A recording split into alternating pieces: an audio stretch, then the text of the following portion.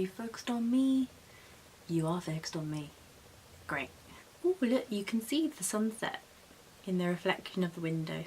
Hello everyone, welcome back to my channel. Today I'm going to be talking you through what I got up to in week 3 of my New Zealand trip. So this is basically what happened between us doing the Tongariro Alpine Crossing, which is on the North Island, and finishing up in the South Island at the Abel Tasman National Park. So the Tongariro Alpine Crossing, this is something that we knew we really wanted to do. This was something that we had planned right from the beginning as one of the key things to do in New Zealand. If you don't know what the Tongariro Alpine Crossing is, it is essentially a mountain range that you can cross in about 6 hours by foot. You've got guided paths so that you can go all the way through the rocks and up and down and all over.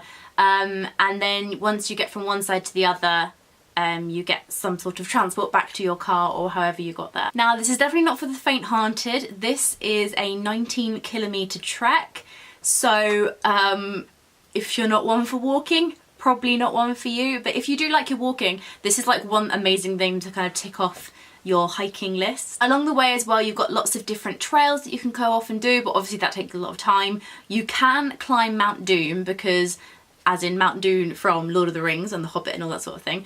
Mount Doom is, I can't remember the name of the mountain it actually is, I just call it Mount Doom, but that's where it is in the Tongariro Alpine Crossing. So you can actually climb it, but it's an extra 3 hours, so you know, if you want to do it, go for it, and it's literally like that. You're climbing up a mountain like that. So we saw it, we didn't try it. We stayed with the lovely Kelvin and Michelle and also their dog Hunter, which is a gorgeous border collie. He is so cute and they were so nice. They actually have their own business. They have Clay Break, which is a kind of clay pigeon shooting, knife throwing, axe throwing adventure little place. I will link it down below. They also have something called the Locked Room now, which is kind of a panic escape room sort of thing, which is new. But they are so nice. So if you are local or you just fancy something fun to do on your trip in New Zealand, definitely check them out. They are so amazingly kind and lovely. We were staying in Taupo, which is about an hour, just over an hour drive from the Tongariro Alpine Crossing. We found that that was probably the best place to stay because we also had other things around us that we wanted to do. So that was our base. Now, one thing that we didn't know, which I'm going to tell you, if you're planning on doing this trip, when you get from one end to the other, there are buses you can get that will take you back to the start, where you may have parked your car or whatever. Now, this costs about £30 and you have to book quite a way in advance. Something that we didn't know and wasn't very clear anywhere. So the night that we were like planning and kind of looking at the route, we then found this thing that said we had to pay £30 just for the bus to go back. So we came up with a plan. We thought we would get to a certain way and then come back, which is pretty much the same distance. So even though we didn't get all the way to the end, we kind of got quite far and then came back.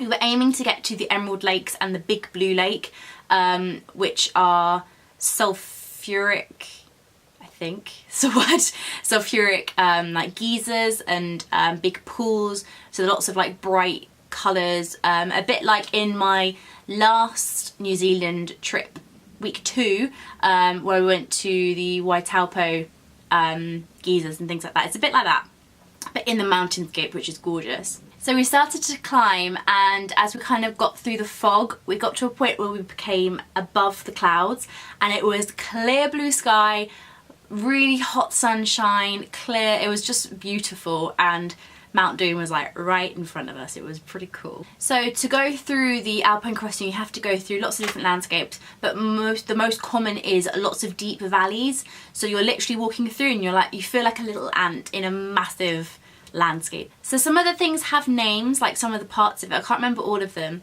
And some of the little kind of offshoots that you can go to, like waterfalls and obviously Mount Doom.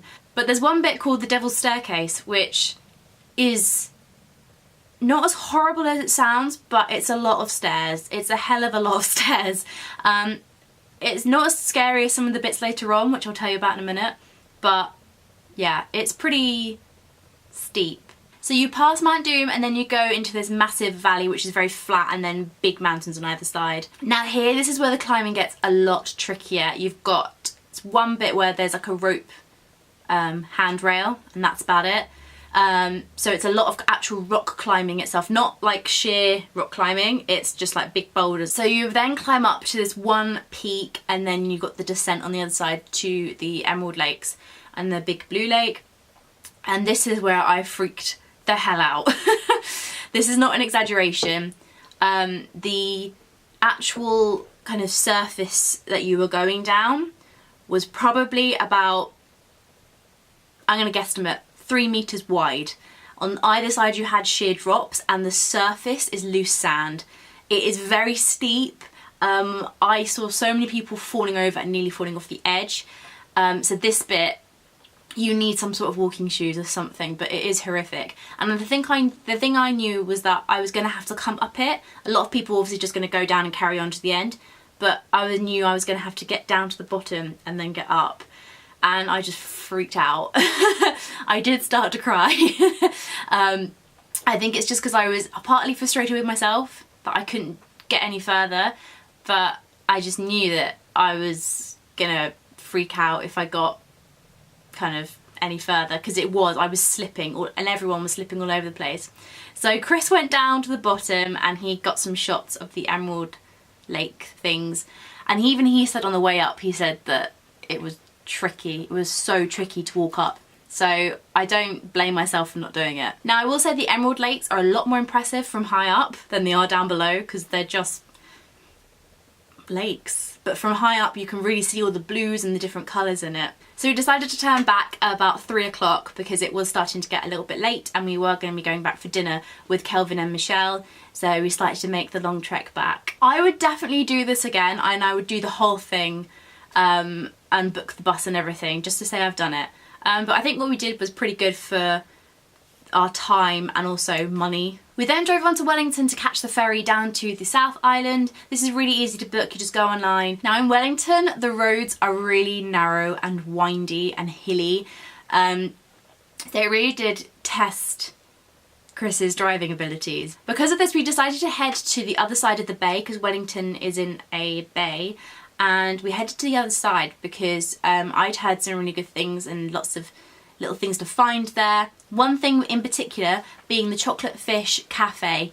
You need to go, it is amazing.